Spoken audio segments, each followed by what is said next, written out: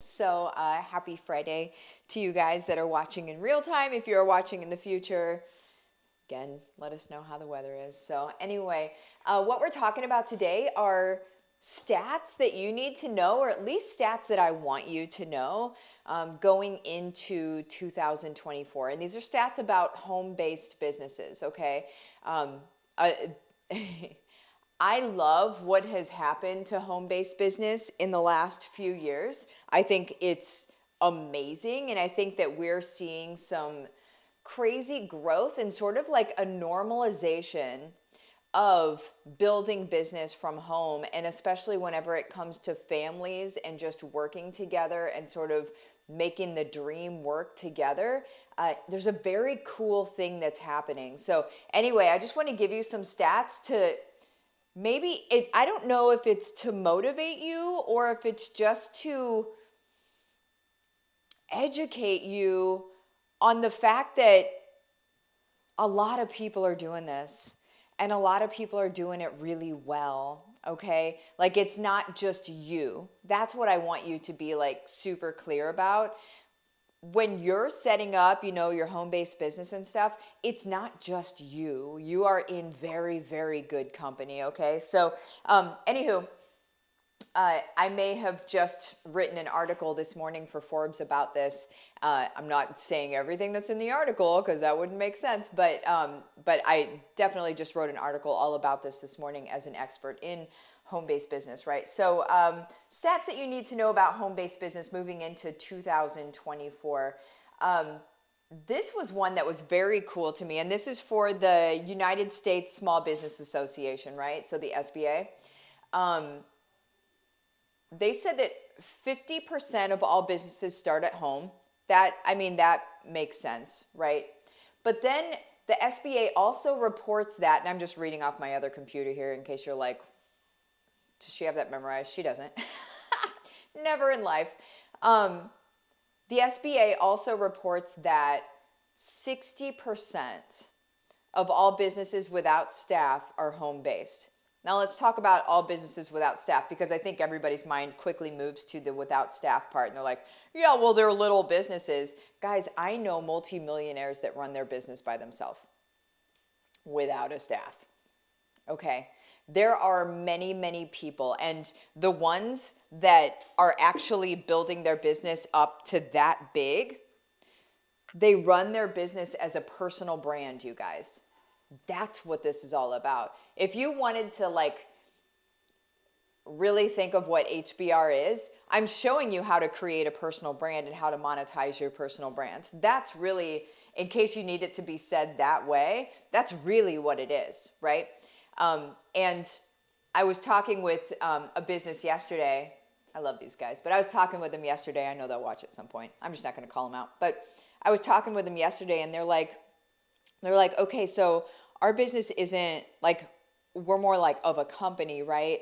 Can we run our business like this personal brand? And the thing is, the coolest part of that is that even Uber experts in the field are recanting what they previously said about personal brands. Okay, so what people like Uber rock stars in the field have said before about personal brands is it's a waste of time, it's a waste of energy, it doesn't really help, blah, blah, blah. Listen, I will die on this hill, because I've been on this hill for years, right? Saying that is not true. Personal brand is everything. It's trust, it's community, it's you, it's how you serve. It's not like a sterile logo out in front of a business. People don't do business with sterile logos, y'all. In this age of social media and community and contact and research and all of that we can do, we want to work with a person. We do not want to buy from a logo, period. The only time that we buy from a logo is when we have to. That's true, right? And so personal brand, if any business, this is why businesses have me come in and consult with them, is because whenever they have me consult about marketing and promo, is because they need to run as as they have a personality, as a personal brand, instead of running as like a business front, if that makes sense. Okay. Up until about, and I'm going to say it's about 2005, 2006 is where this change started happening. I've been in this game for a long time. But back in about 2005, 2006 is when push marketing had to stop.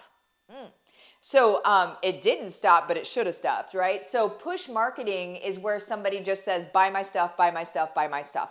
It worked all the way until about 2005, 2006, whenever the onset of really people digging into social media happened, which was about that time, right? That's when things changed. We can't act like life previous to that still exists, okay? So basically push marketing was, just ads and things like that, buy this thing, and people were okay with it. Well, now people want to be able to, they want to connect with the brand. They want to learn more about the brand. They want to see, do they align with the brand? Do they like the brand? Is the brand funny to them? Are you friends with the brand? That's what personal branding is, right? And that's what I teach you guys in HBR is how to set up a personal brand that will work for you, not one that will just hit a big thud, right? One that will actually work for you and where you'll be able to impact people. But anyway, so when it says the SBA also reports that 60% of all businesses without staff are home-based, those are personal brands, all right? So 60% are personal brands from home, and your personal brand has no limit to the amount of success that it can have, to the amount of income that it can create, or to the amount of impact that it can create. And when you do things my way in HBR, they are both the same, right? They follow the same lines in the trajectory. You know what I'm saying? Because they both equal each other. And so there is one stat, there's one more stat, because I don't want to be on here forever, but there's one more stat that I wanted you guys to know about that is really going to probably put you in the puke zone. If you don't know what the puke zone is, that is where you get real excited about something, so excited about something, you're like, I might throw up. That's the puke zone. But it comes from excitement, right? It doesn't come from the flu. It comes from excitement where you're like, oh my gosh, I think this is actually a really big thing. And then you want to vomit. It might just be me, but whatever. So this is the other one, okay? And this is another thing that I teach you how to do. It's something that I suggest you do, and I teach you how to do in HBR, and I teach you how to do it for real, actually well, okay? The global market for e-learning. So e-learning is online learning. So think any courses, any coaching, anything that you're learning online, okay? So e-learning, that's learning online.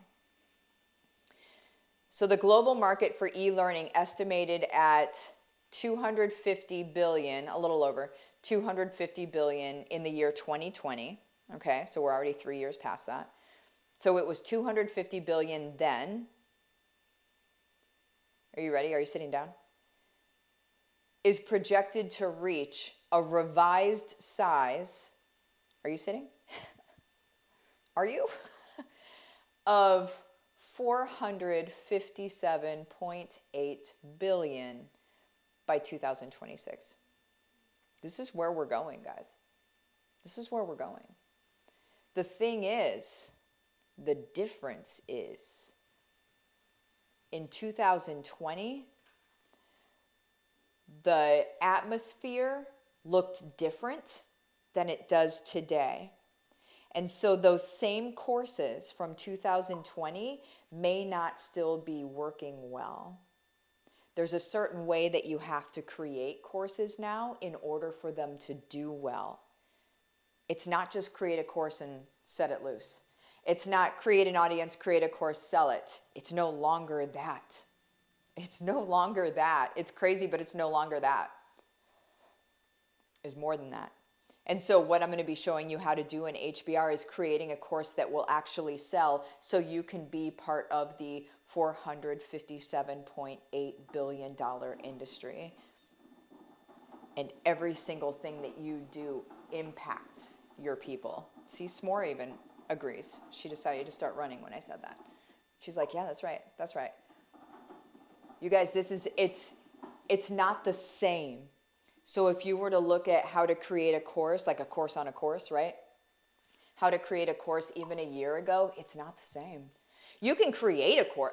Let me reframe that. You can create a course. You can learn from somebody how to create a course. But if you want to create a course that actually sells, that impacts, and that scales, anybody can create a course that sells once, in my opinion.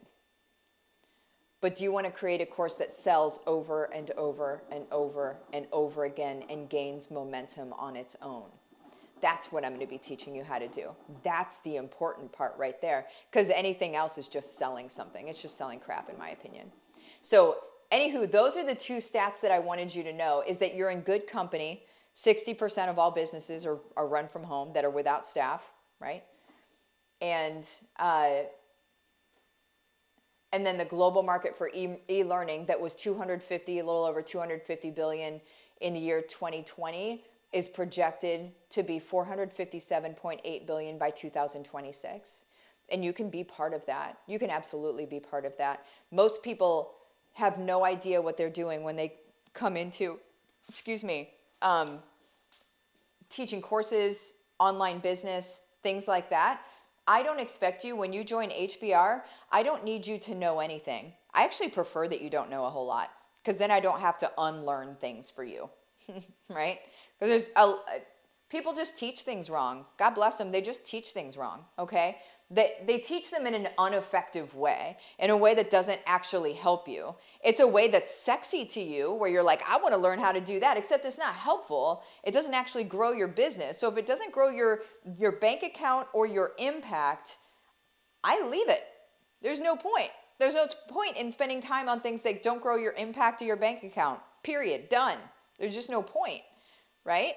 If you want to do vanity weird stuff, then go ahead and do that. But it is a waste of time. I would rather use that time to be sitting on the couch playing games with my daughter, right? Like, I would rather be raising my family. I would rather be traveling or having fun, or I'd rather be doing nothing, you know? Like, we don't have to hustle, guys.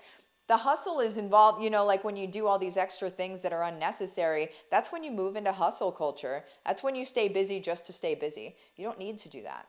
You just simply don't need to. Anyway, we have 16 days left. If you're not in HBR, make sure you jump in. Literally only 16 days left to jump in. The doors are actually closing. So on January 1st, you're not going to be able to message and say, hey, Martha, I wanted to get in. I'll say, cool, it'll have to be next time. Because we literally, I'm honoring the people that have signed up before January 1st. I'm honoring them by keeping them in a container by themselves without distractions of other people. Like, what's going on in here? Like, it's going to be solid. I cannot wait, because the people at the end of that 12 weeks, you will know who they are. You know, in the Bible where it says you will know them by their fruits, you will know these people by their fruits. There will be fruit coming out of what they are doing in HBR over the course of the 12 weeks. I'm just saying. I love you guys. Adios. Bye-bye.